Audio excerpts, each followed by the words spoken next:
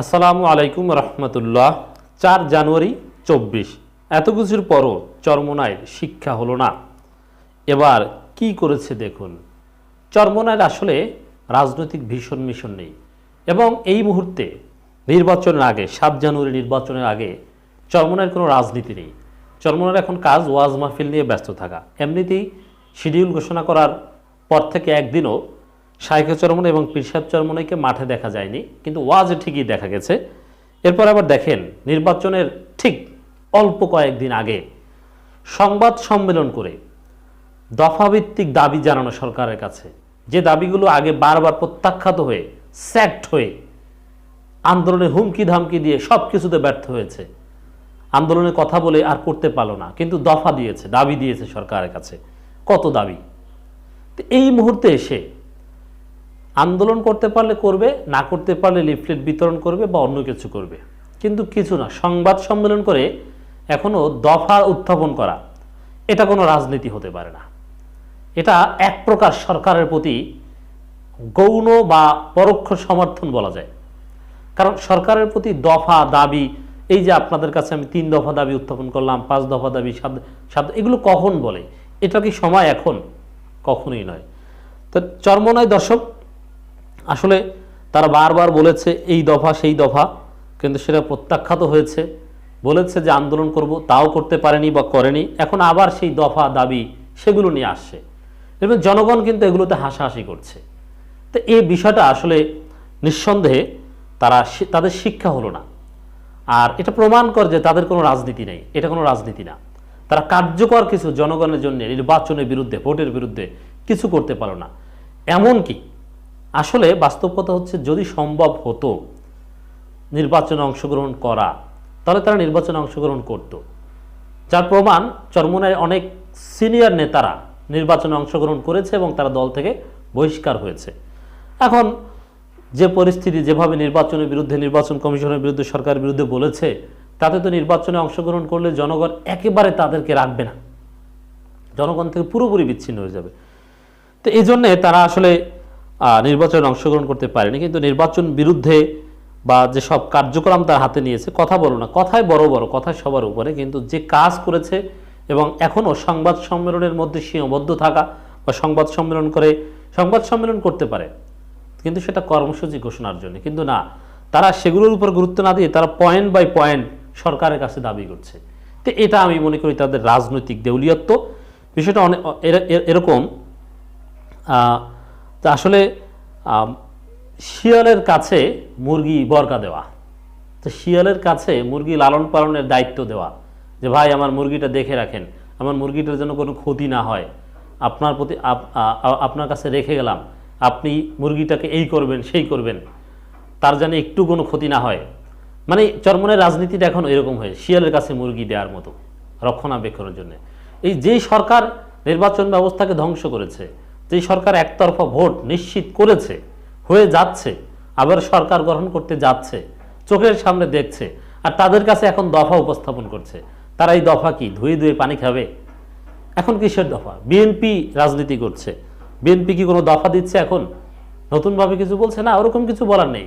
এখন কাজ করতে হবে, সেই কাজটার ধরন হতে পারে হরতাল অবরোধ বা লিফলেট বিতরণ। কিন্তু আসলেই যদি জনগণের কাতারে তারা থাকতো, তাহলে বিএনপি জামাত বা সমস্ত বিরোধী দলের সাথে মিলে একযোগে একই টাইপের কর্মসূচি দিয়ে আগাতো।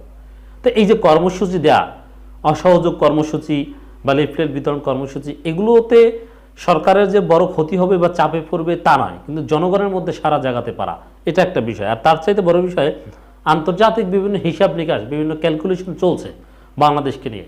জাতিসংঘ অবজার্ভ করছে, যুক্তরাষ্ট্র, ইউরোপিয়ান ইউনিয়ন অবজার্ভ করছে, তারা তাকিয়ে আছে। তো এজন্যে কয়টা দল, বড় বড় দল কি করছে, বিএনপির সাথে আরও কারা আছে।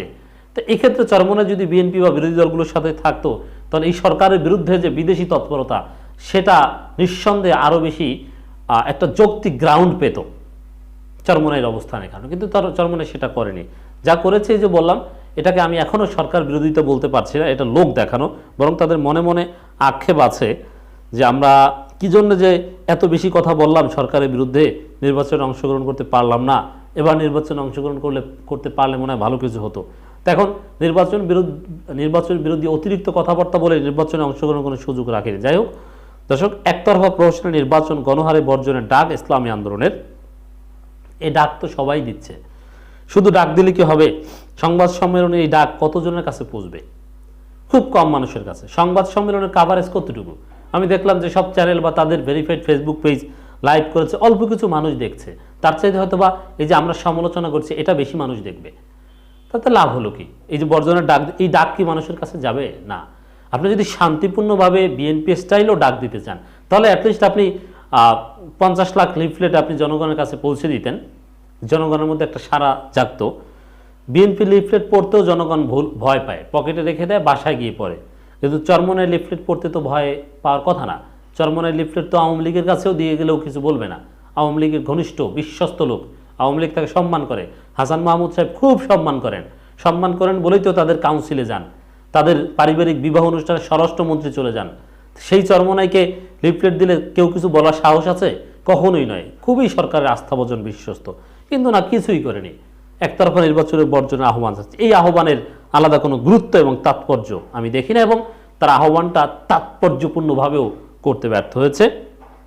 একতরফা প্রহসনের নির্বাচন বর্জন ও বিদ্যমান পার্লামেন্ট ভেঙে দিয়ে জাতীয় সরকার গঠনের আহ্বান জানিয়ে ইসলামী আন্দোলন বাংলাদেশের আমির মুফতি সৈয়দ রেজাউল করিম বলেছেন, কেউ ভোট কেন্দ্রে যাবে না। দেখেন, এখন আবার এই জাতীয় সরকারের দাবি, এটা আমার কাছে আরেকটা সরকারের প্রজেক্ট বা বি প্রজেক্ট মনে হয়েছে। কারণ এই জাতীয় সরকার, এটার কোনো পলিটিক্যাল সায়েন্সে নির্বাচনকালীন জাতীয় সরকারের কোনো ভিত্তি নেই। এবং তাদের যে ফিলোসফি বা তাদের যে প্রস্তাবনা, যে জাতীয় সরকার কাদেরকে নিয়ে হতে হবে, একবার বলে যে নিবন্ধিত সব দল মানে জামাতবাদ, আবার বলে যে আন্দোলনে সক্রিয় এবং নিবন্ধিত সব দল।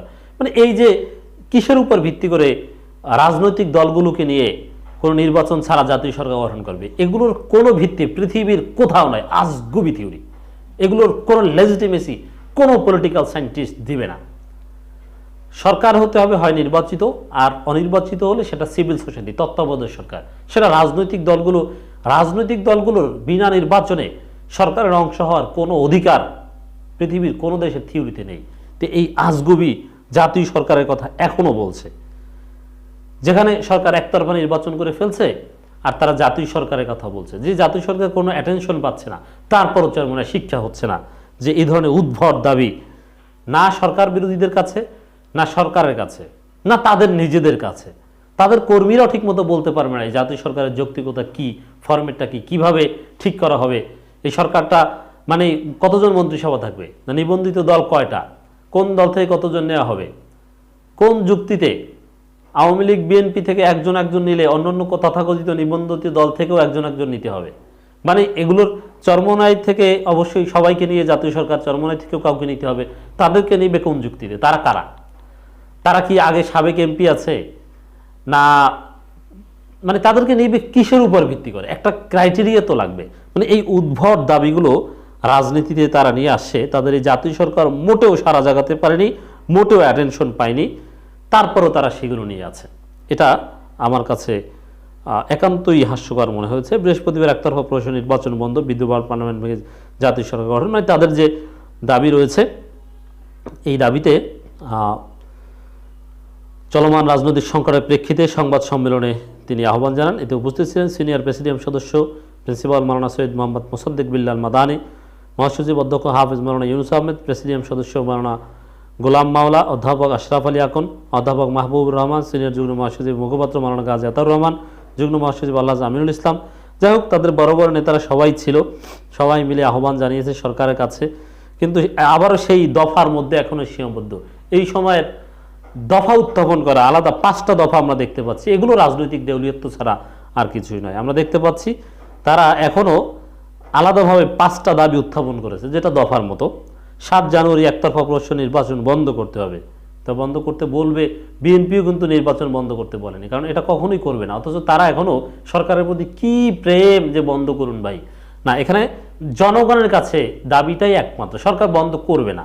আর বন্ধ যদি আপনি করাতে চান তাহলে বাধ্য করার মতো কর্মসূচি পারলে দিতেন, তা তো আর দিবেন না, বরং তার সাথে সমর্থনও জানাবেন না, এড়িয়ে চলবেন। তাহলে কি হবে? বিদ্যমান জাতীয় সংসদ ভেঙে দিতে হবে। এটা একটা যৌক্তিক দাবি, এটা আমরাও বলি। নিবন্ধিত এবং আন্দোলনরত রাজনৈতিক দলগুলোর সঙ্গে আলোচনা করে জাতীয় সরকার গঠন করতে হবে। তো এখানে নিবন্ধিত এই শব্দটা বারবার কেন আসে? মানে নিবন্ধন, যুদ্ধ অপরাধ, মানে এই সরকারের বয়ানগুলো চরমোনাইকে সরকার ভালো মতো খাওয়াতে পেরেছে, এই জন্য তারা সেটা গ্রহণ করছে। নিবন্ধিত দল না কে? জামাত, অতএব তাদেরকে বাদ দাও। এই জন্য নিবন্ধিত শব্দটা বারবার তারা বলছে। এগুলো সরকারের প্রজেক্ট। বর্তমান নির্বাচন কমিশন ভেঙে দিতে হবে এবং জাতীয় সরকার অধীনে নতুন নির্বাচন কমিশন দ্বাদশ জাতীয় নির্বাচনের পুরো তফসিল ঘোষণা করতে মাহবুবের আবদার জাতীয় সরকার বলবে আর হয়ে যাবে কোনো ভিত্তি ছাড়া। রাজনৈতিক কারণে বিরোধী দল কারাবন্দী সকল নেতাকর্মীদের মুক্তি দিতে হবে, এটা যৌক্তিক। যাই হোক দর্শক, চরমোনাই আসলে কোনো রাজনীতি এই মুহূর্তে আমরা দেখছি না।